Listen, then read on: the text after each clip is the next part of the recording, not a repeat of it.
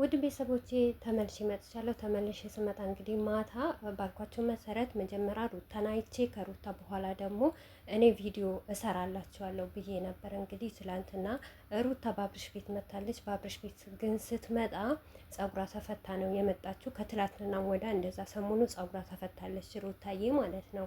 ነገር ግን ይህንን ቪዲዮ እዩት ማለት ነው። በተለይም ደግሞ እዚህ ጋር የሄርሜላ ፍየሎች በደንብ አድርጋችሁ ለራሳችሁ ዋጋ ክፈሉ። ሲቀጥል አብርሽ ለኛ አስብ የምትሉ ሰዎች ደንቆሮዎች ማለት ነው። ለራሳችሁ እንኳን ሊያስባችሁ እነሱ የሚፈልጉት ምን እንደሆነ ታውቃላችሁ? የትኛው ታይም ሰብስክራይብ እንደሚመጣላቸው፣ የትኛው ታይም ቪዩ እንደሚመጣላቸው፣ በየትኛው በኩል መልቀቅ እንዳለባቸውና ራሳቸው ተመካክረው እንደሚሰሩ ማወቅ አለባችሁ ማለት ነው። ገባችሁ? እኛ ተነቃቅተናል፣ እኛ አንሸወድም ማለት ነው። እናንተ ተሸወዱ። ምክንያቱም ለምን እንደሆነ ታውቃላችሁ? አዲስ ስለሆናችሁ ማለት ነው። የአብርሽ ማንነቱን ስለማታውቁት አንተ ጀግና፣ አንተ በርታ፣ ጠንክርበት የምትሉት ሁላ እናንተ ተከታተሉት አብርሽ። እኛ ግን ምንም ነገር አያመልጠንም። ገባችሁ? አሰላሙ አለይኩም ወራህመቱላሂ ወበረካቱ። ውድ ቤተሰቦች ሰላም ሰላም ብያለሁ። እያላችሁበት ሰላማችሁ በዘዘት ተረፍረፈ ይበልልኝ። ይህንን ቪዲዮ ከወደዳችሁ ላይክ፣ ሼር፣ ሰብስክራይብ እያደረጋችሁ ቤተሰቡ ነው። እንግዲህ ውድ ቤተሰቦቼ ይህ ቪዲዮ የተቀረጸ ከአመት በዓል በፊት ማለት ነው። ገባችሁ? አመት በዓል እንደውም ሳምንት ምናምን ሲቀረው ነው። አሁን አመት በዓል ከወጣ ራሱ ወደ 15 ተጠግተዋል ማለት ነው። እነሱ ውሸት ይውላችሁ ውድ ቤተሰቦቼ፣ እነሱ ሆነ ብለው እንኳን ለዩቱባቸው ጊዜ በደንብ አይሰጡትም። የልብስ የቅየራ መኪና ውስጥ ያጠራቅሙና ማለት ነው እዛው እየቀየሩ ማለት ነው እየተቀያየሩ ነው ቪዲዮ ቀርጸው የሚያጠራቅሙት ማለት ነው። ገባችሁ?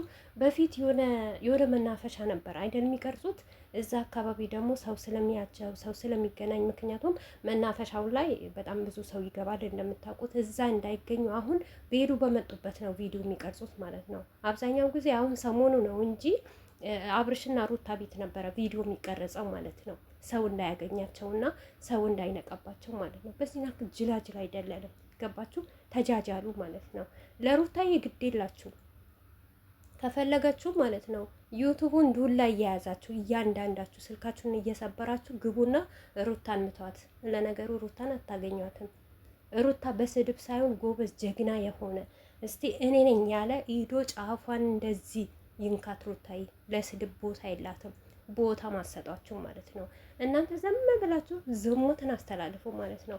መቼም ቢሆን እኛ ከአብርሽ አንፋታም። ወደዳችሁም ጣላችሁ ማለት ነው።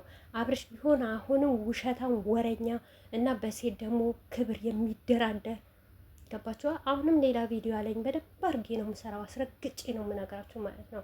አብርሽ ማለት ከመጣበት ጀምሮ የውሸት ጥርቅም ሀይሚ እህቱ አይደለችም እህቴ ናት እያለ ኤፍሬም ወንድሙ አይደለም ወንድሜ ነው እያለ ገባችኋ? ሁሉም ነገር እናውቃለን። እኛ እንደናንተ ጅላጅሎች አይደለም። የተጃጃን ነው ከዛ በፊት ነበረ። ከአንድ አመት በኋላ ምናምን ትንሽ ተጃጅለን ነበር። እኛም ልክ እንደናንተ ፍሬሽ እያለን ማለት ነው። አሁን ግን ማንም አያጃጅነንም። አብርሽ እስቲ መላይካ ነው እሱ። ቤተሰብ ሁልጊዜ አንድ ሴት እንኳን እንዴ ሩታ አፈቀርኩት ብላ መጣች አለቀሰች፣ ሄርሜላ አፈቀርኩት ብላ አለቀሰች መጣች። እሱ መቼ ነው ሴት ልጅ የሚያፈቅረው ማለት ነው? የኔ ነገር እንዴ ወንድ ልጅ መቼ ነው በወንድነቱ ቆሞ እንዴ ያፈቀረችኝ ሴት ልትጫወትብኝ? እሺ አንድ ነገር ልንገራችሁ። ከዚህ በፊት ሩታ አፍቅራው መጣች። አሁን ሩታ ስትለወጥ አብርሽ ላይ ተጫወተች አይደል? እንደ አስተሳሰባችሁ ማለት ነው። ነጊስ ሄርሜላስ እንዴት አመናት ሄርሜላ? ይሄና በዚህ ያክል ጅን ነው እንዴ? ልክ እንደ ሩታ ትጫወትብኛለች። ሩታን ትላንትና እንደዚህ ብላ ነው የተቀበልኳት በህይወት ያስገባዋት ብሎ ማሰብ ያቅተዋል። ጅላጅሎች ማለት ነው። አብርሽና ሩታ መቼም አይለያዩም። እውነቴ ነው የምላችሁ፣ አይሳካላችሁ ማለት ነው። በተለይም ደግሞ እውነቴ ነው የምላችሁ ገንዘብ የላካችሁ ሰዎች፣ ለሄርሜላ ቀለበት ያስገዛችሁ ሰዎች፣ የፍቅር ጥያቄ ተቀበላት ያላችሁ ሰዎች ህይወታችሁ ሁሉ ይበጠበጣል። እመኑኝና ማለት ነው። በሚዲያ እንኳን በናየው በራሳችሁ ስታዩት ወይኔ ሙስሊምም ከሆንሽ መቼ የሰራሁት በደል ነው አላህ የሚቀጣኝ ትያለሽ። ክርስቲያንም ከሆንሽ ፈጣሪ መቼ ነው የሰራሁትን ስራ እየቀጣኝ እያለ ትያለሽ። በራስሽ እንኳን ባያሳይሽ ማለት ነው በልጆችሽ በልጅ ልጅ ያሳይሻል ማለት ነው። እውነቴ ነው የምላችሁ። እኛ በዲናችን ከምሬ ነው የምላችሁ ባልና ሚስት ከተጣላ ዋሽታችሁ ባልና ሚስት አስታርቁ ይላል። እኔ እንጃ አላቅም፣ በሌላው እምነት ማለት ነው። ግን እነዚህን ባልና ሚስት ለማፋታት ገንዘብ መሰብሰብ፣ ቀለበት መግዛት፣ ፋራ ሁላ ማለት ነው። እናቴ ሩታ በጣም ጨዋና የጨዋ ቤተሰብ የወለዳት ናት። ገባችሁ አይደል? የሩታ ቤተሰቦች አንድ ቀን እንኳን ወጥተው እኝኝ ብለው ተናግረው አያውቁም። በአሁን ሰዓት ነው የሚናገሩት ማለት ነው። አብርሽ ሁሌ እኔ የበላይ ነኝ ይላል። ከሱ በላይ ደግሞ የበላይ የሆነ ትልቁ አላለበት። እውነቴ ነው የምላችሁ። ሰው በወደዳችሁ አይደለም፣ በወደዳችሁ ሰውማ እንደወደዳችሁ ከሆነ ሩታ ዛሬ ባልወደቀች ኖሮ። ገባችሁ አይደል? ሩታ ዛሬ ያን ሁሉ እንዳመጋገዝናት ያን ሁሉ ሩታ ያለ ሩታ ማንም የለም እንደተባለች ዛሬ እንደዚህ አታረጓትም ነበር። ለምን? ሰው ናችሁ፣ ካዲ ናችሁ። ማይከዳና ማይለወጥ አንድ አላህ ብቻ ነው ማለት ነው። አላህ ሲያነሳችሁም ያነሳችኋል፣ ከፍም ሲያረጋችሁ ከፍ ያረጋችኋል፣ ሲጥላችሁም ደግሞ ይጥላችኋል። እመኑኝ ማለት ነው። አብርሽና ሄርሜላ ደግሞ መቼም ህይወታቸው አያምርም። መቼም ሄርሜላም የመጣችበት ታይም ትክክል ታይም አልነበረም። አብርሽም ከሄርሜላ የተገናኘበት ታይም ትክክል ታይም አልነበረም። ገባችሁ አይደል? ማንም ሴት እርጉዝን ሴት የበደለ መቼም አይሳካለትም። ለአብርሽ አሁን መስሎታል። እሱንም እንደዚህ አንዳንድ እብድ ሃይማኖታቸው ማያውቁ ዲናቸው ማያውቁ የሚሰራው ነገር ለይተው የማያውቁ ናቸው የሚከታተሉት አብርሽ። እኛ የድሮ ማለት ነው። እውነቴ ነው የምላችሁ። በፊት እኔ ሩታ አብርሽ ቤት ከመጣች ለሰኮንድ አልቆይም ገብቼ ነበረ ማየው ቪዲዮ።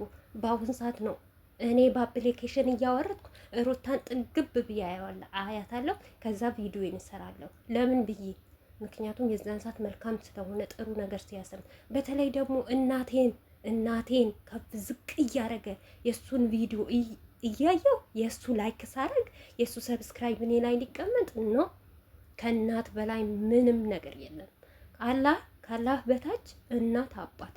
ሩታ ማለት ደግሞ እናት ናት። ለዛም ዋጋ ከፈለች እናት፣ ትልቅ ሴት፣ ትልቅ ደረጃ ያደረሰችው፣ ማንነቱን የለወጠችው አይተናል እኮ የአብርሽ ሁሉ ነገሩ ማለት ነው፣ እያንዳንዱ ማለት ነው።